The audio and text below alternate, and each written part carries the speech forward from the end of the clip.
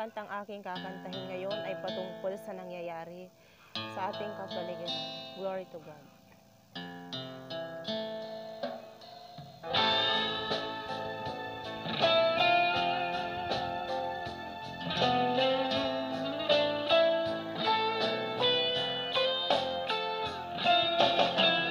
Sadyang hayag na ang panahon sa muling pagdating ng Panginoon. Mga tanda't hula sa Biblia sa ating panahon nagaganap na. Ayon sa banal na kasulatan, sa mundo'y magkakaroon ng digmaan, labanan ng mga bansa at kaharian, at ito'y simula ng kahirapan.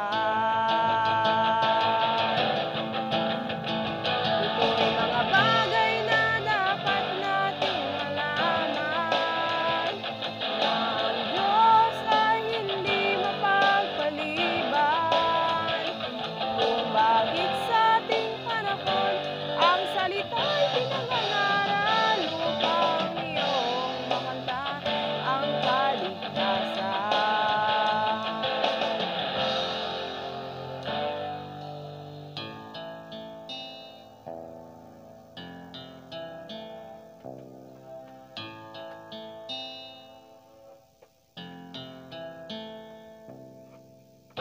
Nararanasan tagutom sa daigdig, lindol sa iba't ibang panig.